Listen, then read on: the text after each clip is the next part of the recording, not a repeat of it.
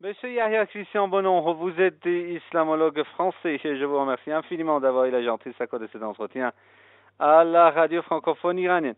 Monsieur Bonon, le Conseil français des cultes musulmans a, dans un communiqué, fait part de sa grande inquiétude d'un climat d'islamophobie ambiant en France. Quelle évaluation portez-vous sur ce communiqué publié par le Conseil français des cultes musulmans, s'il vous plaît? Eh bien, ce communiqué vient un peu tard, mais enfin bon, je veux dire, il est toujours le bienvenu, parce que effectivement, il y a de quoi s'inquiéter. Par contre, en plus, ce qu'il manque peut-être à ce communiqué, c'est qu'il s'agirait un peu d'indiquer d'où viennent les choses et de dire d'où vient le danger, parce que s'il y a cette islamophobie, ce n'est pas une question de génétique, que les gens ici seraient génétiquement marqués par un gène d'islamophobie et qui ne pourraient rien faire contre. Et cette islamophobie, je vous rappelle, j'avais préparé une série d'émissions à une époque qui s'appelait l'islam imaginaire, et c'est-à-dire c'était une étude sur comment l'islamophobie a été créée et entretenue par les médias français. C'était une étude sur les émissions sur l'islam et sur la présentation de l'islam, essentiellement à la télévision, mais aussi dans la radio et les journaux, entre 1975 et 2000 à peu près, 2001, disons le 11 septembre. Et il serait bien d'ailleurs qu'il y ait une suite à ce travail. Et il montrait très bien comment, en fait, les médias avaient construit un islam véritablement imaginaire, un islam fantasmé, et qui a été distillé petit à petit, avec d'ailleurs des variations suivant les périodes. Un coup le flash était sur l'Iran, un coup le flash était sur l'Algérie, un coup le flash était sur les événements du 11 septembre, etc. Donc on passait, un coup c'était les chiites, un coup c'était Ben Laden, les salafites, mais avec toujours quand même une orientation générale.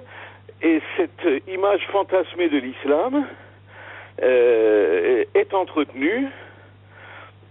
Et d'ailleurs, ce qui est encore plus grave, c'est que si le prétexte est de lutter ou de faire la différence entre ce qui serait un islamisme fanatique et terroriste contre lequel on serait, mais qu'il n'y aurait pas de problème avec ce qui est l'islam en général, que ce soit culturellement ou cultuellement, avec lequel on n'aurait aucun problème.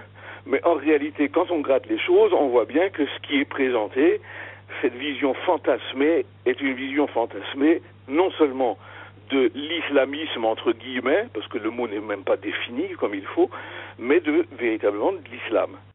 Monsieur Bonon, excusez-moi de vous couper. Vous voulez dire que l'islamophobie à laquelle on assiste aujourd'hui en France et en Europe, c'est le résultat du discours, par exemple, dominant des cercles médiatiques et politiques en Europe et en France?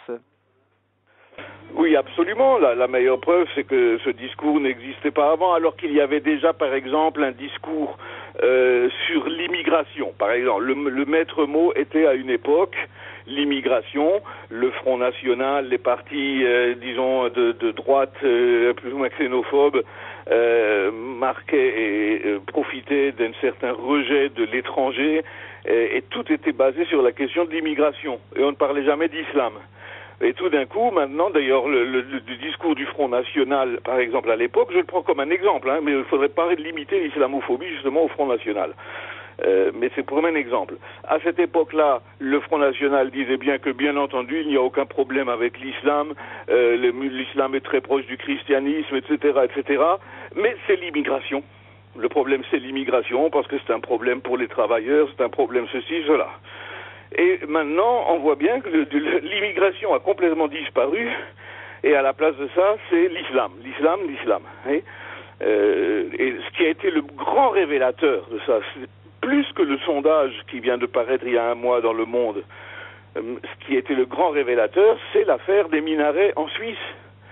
Puisque la réaction, le vote négatif sur la question des minarets, on voit bien que ce qui était visé n'était pas l'islam terroriste, le terrorisme. Le minaret est quelque chose de purement cultuel qui n'est pas réservé ou qui n'est pas le fait uniquement d'une minorité d'extrémistes.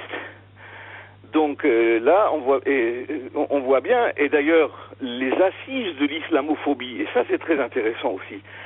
Et on s'affiche maintenant islamophobe, alors qu'on n'oserait pas s'afficher raciste, et c'est pourquoi d'ailleurs il y a eu ce changement, et on est passé de l'anti-arabe, de l'anti-immigré à l'islamophobie, parce qu'on ne peut plus dans notre société du XXIe siècle, européenne, on ne peut plus s'afficher raciste, on est automatiquement déconsidéré.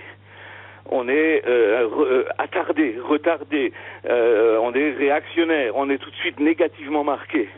Mais s'afficher islamophobe, non seulement ne pose pas de problème, mais certains en tirent même fierté. Et certains, quand je dis certains, ça peut être... On a eu un éditorial du rédacteur en chef de l'Express, à une époque qui dit « Je suis islamophobe et j'en suis fier ». Et donc là, on a eu, il y a maintenant, je crois, 3 semaines à peu près, à Paris, les assises de l'islamophobie, un grand congrès qui a réuni essentiellement des Français de droite et extrême droite, mais aussi de Suisse, le responsable de l'affaire des minarets en Suisse, plus des Belges, donc des francophones, et avec une prononciation, je vous joue aussi un discours d'une certaine Anne-Marie Delcamp, très célèbre écrivain sur l'islam, qui est pourtant elle-même professeure d'arabe dans l'éducation nationale française, imaginez, mais qui clairement et nettement disait l'islamisme c'est le résultat automatique de l'islam. Il n'existe pas d'islam modéré, l'islam s'il est pratiqué c'est l'islamisme. Donc automatiquement, on voit bien qu'il y a assimilation et réduction de l'islam à tout ce qui est terroriste. Et donc si cette personne, on l'attaque en disant « Mais vous voyez, c'est bien du racisme, vous excluez tous les musulmans ». Elle dit « Non, c'est pas les musulmans, parce que les musulmans peuvent se détacher de l'islam aussi. Et dans ce cas-là, il ne pose aucun problème. Autrement dit, le problème, c'est donc bien passé et identifié à l'islam en tant que religion et culture. Mais religion plus que culture encore.